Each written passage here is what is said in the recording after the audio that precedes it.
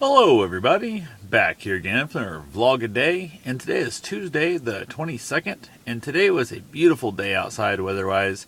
Got just, I don't know, probably in the 70s, maybe high 60s. I'm not really sure, didn't really look. It was just that wonderful temp where you never felt hot, you didn't feel cold. Most of the day, I ended up heading down to the farm, picked up a skid steer, brought it back in town, had a handful of stuff to get moved around here, dug out a old drive, I guess, basically. It used to be like a parking spot in the front of my house, right there on the side of the road. And I dug it out. Probably, I'm 12, 15 feet in towards my house, and it's still rock, like 6 inches deep. And I'm giving up on going back, so I'm going to run out of money trying to buy dirt to fill the damn thing. So I'm basically kind of gave up on it. I don't have a lot of great, like, it's not growing real good there, but I'm getting to the point I have a tree planted, so I can't really get much farther closer to it without tearing up my roots to my new tree. So I'm kind of stuck in that category of that's where I'm at. So I might try and bring in like a heavy duty tiller and see if I can't till some of that stuff up to kind of break it up and backfill a lot more of the dirt in the whole area in that whole part of the front yard to make it a little better. But that's later down the road. I also dug out my entire south drive. Had a bunch of rubble, bunch of concrete, bunch of slab, bunch of foundation that was in where my second drive was going to be on the south side. Well, I should say second width of my south drive. I got that all smoothed out. Got it all pushed kind of down the hill into the ditch to kind of flatten it out. It usually drop off quite a bit, like it drop off 2 or 3 feet right there, just in one car space. So, and over the years, the driveway just kept kind of settling off and dropping off and dropping off and getting narrower and narrower because I didn't keep backfilling it with rock. Well, the reason I didn't is because over the years, everybody who put rock ins lived here. They just kept dumping it mainly in the drive and kept raising the drive up higher and higher, which then flooded out my entire front yard. I mean, like a dam area, so you couldn't get out of there. So I'm thinking I might even put in a drainage pipe, like a tiled type. I might put in there. Haven't made my mind up 100% on that yet, but I'm still kicking that idea around. I'll price some of those, see what money wise is going to be. But I went ahead and dug that thing down about 7 inches or so, and now it's like 5 inches lower, probably 2 inches lower than my yard. It was about 5 inches higher in my yard to begin with. So it's about 2 inches lower in my yard now.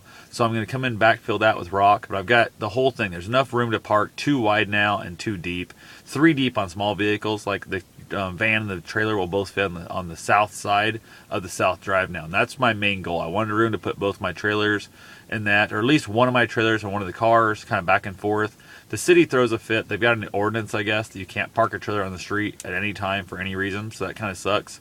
So that right there is a bunch of bullshit, but whatever.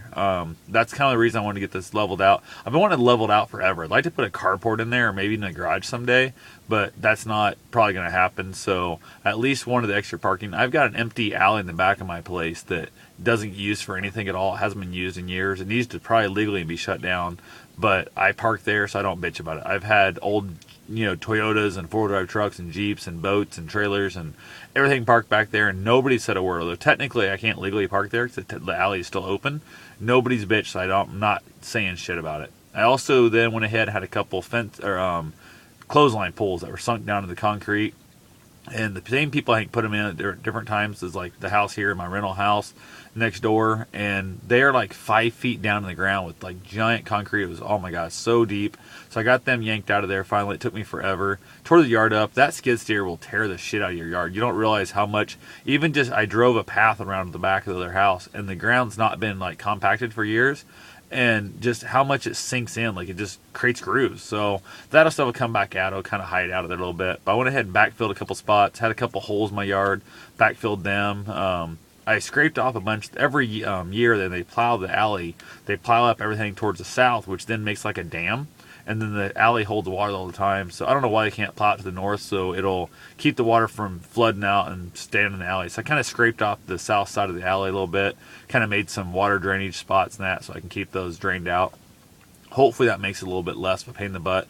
Also, the main entrance from the back alley of mine to the side alley, I kind of scraped that down because if I drive straight up it, like my trailer will hang up. I can't drive out of my own alley, so I have to like cut through my yard quite a bit to even get out of there. So I scraped that bank off, and then I used a lot of that dirt to backfill some holes I had where the clothesline poles came out of, and also dumped some in the alley ditch that's washing out. So I've got an old concrete slab in the back that I had a shed on that I've got it all busted up, and I'm going to throw it in the ditch also to kind of help. There's a really bad washout spot. I'm going to try and fill it in. I had an old giant like loader tire, like a giant, great big track tire, but it's like 3 feet tall, that was packed full of dirt. It's like a planter. I was tired of looking at it, so I yanked that thing out of there. Ended up pushing it down the ditch. I tried to get it set in that hole. It fell in too far. So I might throw a chain on it, back it up into the hole, have me on mind up. It can stay where it's at for now, as far as I give a damn. So other than that, not really a lot going on with the whole thing. Like I said, I spent most of the day on that skid steer. It was amazing how much fun that was, and then just how much you don't realize.